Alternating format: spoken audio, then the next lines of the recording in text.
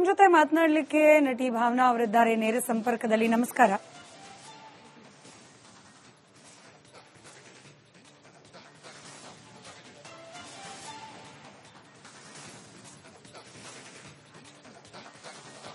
ಭಾವನಾ ಅವರೇ, ನನ್ನ ಧ್ವನಿ ತಲುಪ್ತಾ ಇದ್ರೆ ಸರೋಜಮ್ಮ ಅವರನ್ನ ಇವತ್ತು ಇಡೀ ಕನ್ನಡ ಚಿತ್ರೋದ್ಯಮ ಕಳೆದುಕೊಂಡಿದೆ. ಹಿರಿಯ ನಟಿ, ಮಾರ್ಗದರ್ಶಕಿ ಸ್ಥಾನದಲ್ಲಿ ನಿಂತವರು, ಅಮ್ಮನ ಸ್ಥಾನದಲ್ಲಿ ನಿಂತವರು. ಏನ್ ಹೇಳ್ತೀರಿ? ಯಾವ ರೀತಿ ಸ್ಮರಿಸ್ತೀರಿ ಆಕೆನ ಈ ಸಂದರ್ಭದಲ್ಲಿ?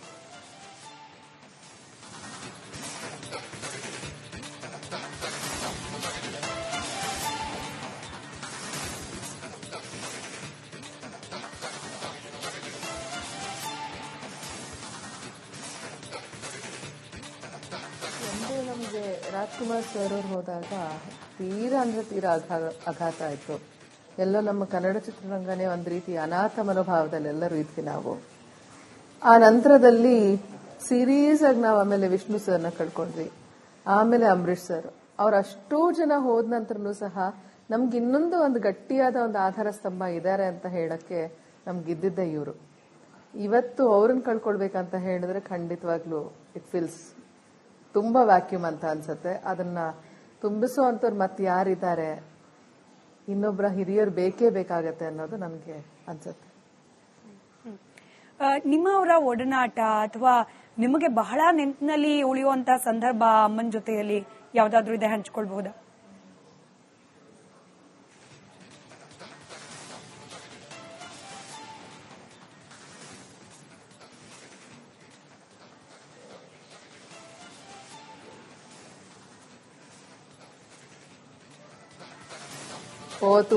ತುಂಬಾ ಇದೆ. ಐ ಥಿಂಕ್ ಅವ್ರು ಇಷ್ಟಪಟ್ಟವರಲ್ಲಿ ನಾನು ಒಬ್ಳು ಅಂತ ಹೇಳ್ಬಹುದು, ಅಂದ್ರೆ ಇಷ್ಟಪಟ್ಟ ಕಲಾವಿದೆಯರಲ್ಲಿ ನಾನು ಒಬ್ಳು ಅಂತ ಹೇಳ್ಬಹುದು. ಆಮೇಲೆ ನನ್ನ ಬಗ್ಗೆ ತುಂಬಾ ಹೆಮ್ಮೆ ಇತ್ತು ಅವರಿಗೆ. ಒಂದ್ಸತಿ ಪದ್ಮಾ ಸುಬ್ರಹ್ಮಣ್ಯಂ ಅವ್ರ ಜೊತೆಗೆ ನನಗೆ ಅವ್ರ ಮನೆಯಲ್ಲಿ ಊಟಕ್ಕೂ ಕರೆದು ಅವ್ರಿಗೆ ತುಂಬಾ ಹೇಳ್ತಾ ಇದ್ರು, ಇವಳು ಒಳ್ಳೆ ಡಾನ್ಸರ್ ಸಹ ಅಷ್ಟೇ ಅಲ್ಲ ಪದ್ಮಾ, ಇವಳು ತುಂಬಾ ಒಳ್ಳೆ ಕಲಾವಿದೆ, ತುಂಬಾ ಚೆನ್ನಾಗಿ ಆಕ್ಟಿಂಗು ಸಹ ಮಾಡ್ತಾಳೆ. ಅವರು ಒಮ್ಮೆ ಯಾವಾಗ್ಲೂ ಜೂರಿಯಲ್ಲಿ ಇದ್ರಂತೆ ನನ್ನ ಮೊದಲ ಸಿನಿಮಾ ಆಗುವಾಗ. ಆಗೆಲ್ಲ ತುಂಬಾ ಚೆನ್ನಾಗಿ ಮಾಡ್ತಾಳೆ ಇವಳು, ಆಕ್ಟಿಂಗು ಚೆನ್ನಾಗಿದೆ, ಡಾನ್ಸ್ ಚೆನ್ನಾಗಿದೆ, ಎಲ್ಲ ತುಂಬಾ ಚೆನ್ನಾಗಿದೆ, ತುಂಬಾ ಟ್ಯಾಲೆಂಟೆಡ್ ಅಂತ ತುಂಬಾ ಹೊಗಳಿ ನನ್ನನ್ನು ಊಟಕ್ಕೆ ಕರೆದು ಪದ್ಮಾ ಸುಬ್ರಹ್ಮಣ್ಯಂ ಅವ್ರ ಜೊತೆಗೆ ಊಟ ಹಾಕಿ ಅವ್ರ ಮನೆಯಲ್ಲಿ ಶಿ ಹ್ಯಾಸ್ ಡನ್ ದಿಸ್. ಅದಾದ್ಮೇಲೆ ನಾವು ಅಗೇನ್ ಆಗಾಗ ನಾವು ಹೆಂಗಂದ್ರು ಭೇಟಿ ಆಗ್ತಾನೆ ಇದ್ವಿ. ಮತ್ತೊಮ್ಮೆ ನನ್ಗೆ ಅವರು ಸಿಕ್ಕಿದ್ದು ವೈಜಂತಿ ಮಾಲಾ ಮ್ಯಾಮ್ ಜೊತೆಲಿ. ಅಲ್ಲೂ ಸಹ ಅಷ್ಟೇ ಹೆಮ್ಮೆಯಿಂದ ಇವಳು ತುಂಬಾ ಒಳ್ಳೆ ಕಲಾವಿದೆ, ತೆರೆ ಮೇಲೂ ಅಷ್ಟೇ, ಅದು ಬಿಟ್ರೆ ಭರತನಾಟ್ಯದಲ್ಲೂ ಒಳ್ಳೆ ಸಾಧನೆಯನ್ನು ಮಾಡಿದಾಳೆ ಅಂತ ತುಂಬಾ ಹೆಮ್ಮೆಯಿಂದ ಹೇಳ್ಕೊಳ್ತಿದ್ರು. ಅದು ನಾನು ಕೇಳ್ಪಟ್ಟಿದ್ದು. ಅವ್ರು ಆತರ ಮಾತಾಡಿರುವಂತ ತುಂಬಾ ಜನರ ಬಗ್ಗೆ ಇಲ್ಲ ಅಂತ. And she is very particular about it. ಅವರ ಎಲ್ಲದ್ರಲ್ಲೂ ಅವ್ರದ್ದೊಂದು ಶಿಸ್ತಿದೆ. ಆಮೇಲೆ ತುಂಬಾ ಓಪನ್ ಆಗಿ ಸುಮ್ನೆ ಹೊಗಳಿಕೆಗೋಸ್ಕರ ಏನೋ ಒಂದು ಮಾತಾಡೋದು, ಆ ತರದ್ದು ಯಾವಾಗ್ಲೂ ಅವರ ವ್ಯಕ್ತಿತ್ವ ಇರಲಿಲ್ಲ. ಸೊ ಹಾಗಾಗಿ I feel extremely proud of it. ನಿಜವಾಗ್ಲೂ ಐಮ್ ಲಕ್ಕಿ ಅಂತ ಹೇಳಬಹುದು. ನಾನಾಗ್ಲೇ ಹೇಳ್ತಿದ್ದೆ ನೋಡಿ, ಕನ್ನಡ ಚಿತ್ರರಂಗದ ಅಥವಾ ಯಾವುದೇ ಭಾಷೆಯ ಚಿತ್ರರಂಗದ ಒಳಗ್ ಪ್ರವೇಶ ಪಡೀಲಿಕ್ಕೆ ಹೆಣ್ಮಕ್ಳಿಗೆ ಕಷ್ಟ ಅನ್ನೋ, ಅಥವಾ ಪಡೆದಾದ ಮೇಲೆ ಸಮಾಜವನ್ನು ಎದುರಿಸೋದ್ ಕಷ್ಟ ಅನ್ನೋ ಪರಿಸ್ಥಿತಿ ಆಗ, ಅಂಥ ಟೈಮ್ನಲ್ಲೇನೆ ಸೂಪರ್ ಸ್ಟಾರ್ ಅಂತ ಹೇಳಿ ಕರೆಸ್ಕೊಂಡಾಕೆ ಸರೋಜಮ್ಮ.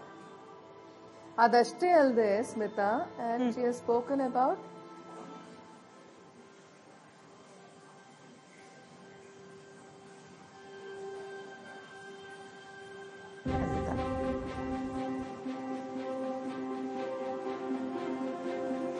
ಹೌದು,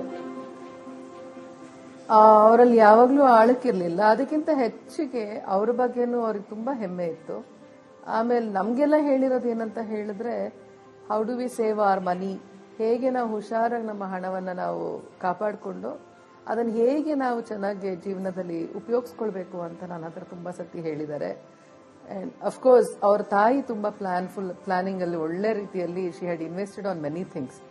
ಅವರ ಜ್ಯುವೆಲ್ರೀಸ್ ಇರಬಹುದು, ಒಡವೆಗಳಿಗಿರಬಹುದು, ಅಂದ್ರೆ ಸೇವಿಂಗ್ಸ್ ತುಂಬಾ ಚೆನ್ನಾಗಿ ಮಾಡಿಟ್ಟಿದ್ರು ಅವ್ರ ತಾಯಿ.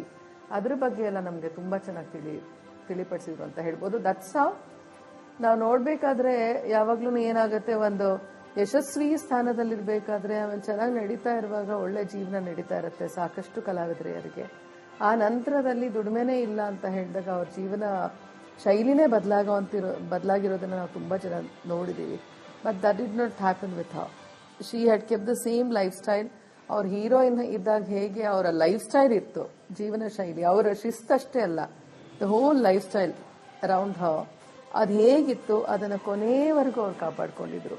ದಟ್ ಈಸ್ ಓನ್ಲಿ ಬಿಕಾಸ್ ಅವ್ರ ತಾಯಿ ಚೆನ್ನಾಗಿ ಅವರಿಗೆ ಒಳ್ಳೆ ಇದು ಕೊಟ್ಟಿದ್ರು, ನಾಲೆಡ್ಜ್ ಕೊಟ್ಟಿದ್ರು. ಹಣನ ಹೇಗೆ ಉಪಯೋಗಿಸ್ಕೊಳ್ಬೇಕು ಅಂತ ನಾಲೆಡ್ಜ್ ಅವ್ರ ತಾಯಿ ಅವರಿಗೆ ಕೊಟ್ಟಿದ್ದು ತುಂಬಾ ಒಳ್ಳೇದು. ಯಾಕಂದ್ರೆ ಒಂದು ಚಿತ್ರರಂಗದಲ್ಲಿ ನಾವು ಸರ್ವೈವ್ ಆಗೋದು ಹೇಗೆ ಅಂತ, ಎಷ್ಟರ ಮಟ್ಟಿಗೆ ಸರ್ವೈವ್ ಆಗಬಲ್ಲರು ಅನ್ನೋಂಥದ್ದು ನಮ್ಗೆ ಯಾವಾಗಲೂ ಒಂದು ಪ್ರಶ್ನಾರ್ಥಕವಾಗಿ ಉಳಿದಿರುತ್ತೆ.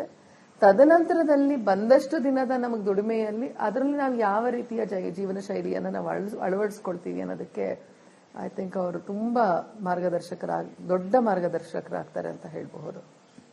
ನಿಜ.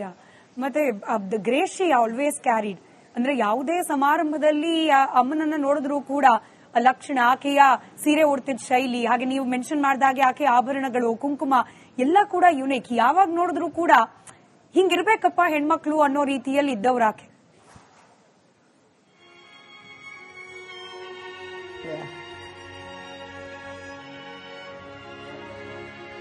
ಹೌದು,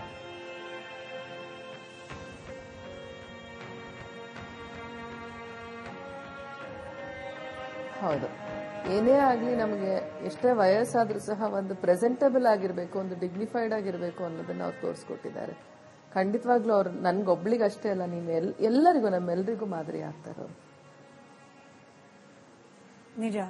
ಇನ್ನು ಕನ್ನಡ ಚಿತ್ರರಂಗಕ್ಕೆ ಸಂಬಂಧಪಟ್ಟ ಯಾವುದೇ ಚಿಕ್ಕ ಪುಟ್ಟ ಅಥವಾ ದೊಡ್ಡ ಕಾರ್ಯಕ್ರಮ ಇದ್ರೂ ಕೂಡ ಬಹಳ ಲವಲವಿಕೆಯಿಂದ ಅಲ್ಲಿ ಕಾಣಿಸ್ಕೊಳ್ತಾ ಇದ್ರು. ಎಲ್ರನ್ನ ಮಾತನಾಡಿಸೋದು, ನೆನ್ಪಿಟ್ಕೊಂಡು, ನೀವೇ ಹೇಳ್ದ ಹಾಗೆ ಅವರಾಗೆ ನೆನ್ಪಿಟ್ಕೊಂಡು ಗುರುತಿಸಿ ಮಾತನಾಡೋದು, ಇಂಥ ಸ್ವಭಾವ ಅಮ್ಮನದ್ದು ಹೇಗೆ ಸ್ಮರಿಸ್ತೀರಿ?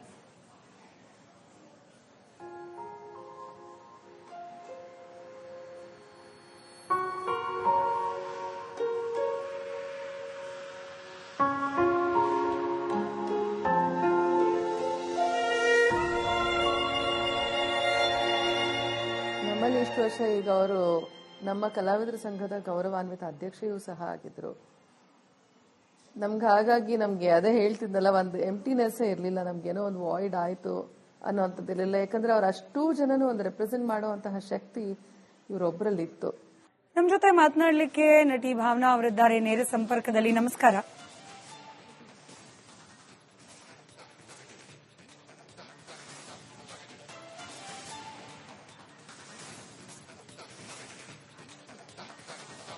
ಭಾವನಾ ಅವರೇ, ನನ್ನ ಧ್ವನಿ ತಲುಪ್ತಾ ಇದ್ರೆ ಸರೋಜಮ್ಮ ಅವರನ್ನ ಇವತ್ತು ಇಡೀ ಕನ್ನಡ ಚಿತ್ರೋದ್ಯಮ ಕಳೆದುಕೊಂಡಿದೆ. ಹಿರಿಯ ನಟಿ, ಮಾರ್ಗದರ್ಶಕಿ ಸ್ಥಾನದಲ್ಲಿ ನಿಂತವರು, ಅಮ್ಮನ ಸ್ಥಾನದಲ್ಲಿ ನಿಂತವರು, ಏನ್ ಹೇಳ್ತೀರಿ? ಯಾವ ರೀತಿ ಸ್ಮರಿಸ್ತೀರಿ ಆಕೆನ ಈ ಸಂದರ್ಭದಲ್ಲಿ?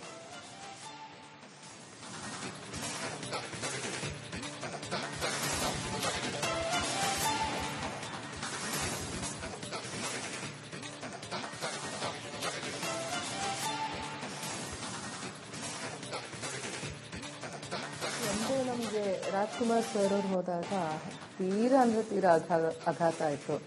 ಎಲ್ಲೋ ನಮ್ಮ ಕನ್ನಡ ಚಿತ್ರರಂಗನೇ ಒಂದು ರೀತಿ ಅನಾಥ ಮನೋಭಾವದಲ್ಲಿ ಎಲ್ಲರೂ ಇದ್ವಿ ನಾವು.